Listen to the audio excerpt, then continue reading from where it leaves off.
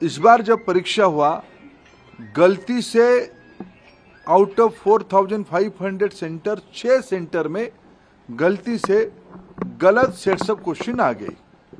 जब परीक्षा चल पड़ी, कुछ समय के बाद उसको संज्ञान में लिया गया और उसको विड्रॉ करके फिर सही प्रश्न पत्र दिया गया। उसमें कुछ टाइम लॉस हुई। उन 6 सेंटर में लगभग 1563 स्टूडेंट उसमें परीक्षा दे रहे थे।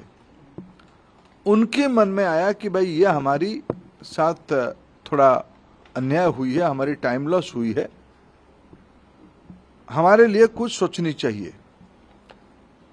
सुप्रीम कोर्ट की एक स्टैंडिंग ऑर्डर है, इस प्रकार की कहीं एंट्रेंस में कुछ विषय आती है तो री एंट्रेंस ना कराते हुए एक एवरेज मार्किंग, ग्रेस मार्किंग की मेथड पे उनको कंपनसेट किया जा सकता है। ऐसे एक सुप्रीम कोर्ट की ऑर्डर है क्लैट की स्टूडेंट्स की क्लैट के एग्जामिनेशन के माध्यम से। एनटीए ने उसको अप्लाई किया, एक एक्सपर्ट कमेटी बिठाई, उसमें से कुछ रिकमेंडेशन आई और उसको उन्होंने अप्लाई किया। उसके बाद देखा गया कि कुछ विद्यार्थियों की नंबर 100% हो गई। उनकी जो एवरेजिंग किया गया, उनको जो ग्रेस मार्क दिया गया, उसमें कुछ विद्यार्थियों की नंबर 100% हो गई। इसमें भी फिर कुछ लोग कोर्ट पे गए। पहले कुछ लोग कोर्ट पे गए थे कि हमारी टाइम लॉस हुई, कोर्ट ने ऑर्डर दिया तो एनटीए को उसमें एक किस ग्रेस मार्किंग की प्रैक्टिस को अपनाना पड़ा, पद्धति को अपनाना पड़ा। फिर जब ग्रेस मार्किंग में कुछ विद्यार्थियों की नंबर 100% हो गई, तब फिर कुछ लोग कोर्ट पे गए। उस बीच में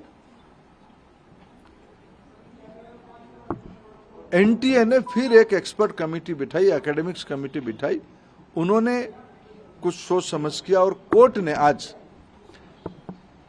उस कमेटी के ऑब्जर्वेशन को देखते हुए आज ऑनरेबल सुप्रीम कोर्ट ने स्पष्ट किया है उन 1563 स्टूडेंट्स को री एग्जामिनेशन का अपॉर्चुनिटी दिया जाए। 23 जून को 1563 स्टूडेंट को दोबारा नीट एग्जामिनेशन का ऑप्शन उनके सामने दिया जाएगा। वो परीक्षा दे सकते हैं, नहीं तो जो उनको ओरिजिनल परीक्षा की जो नंबर है उनको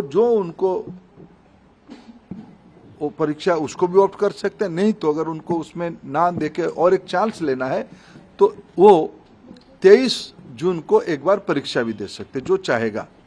ये आज सुप्रीम कोर्ट के एक बहुत स्पष्टता के साथ ऑर्डर आई है, उसको मैं स्वागत भी करता हूं।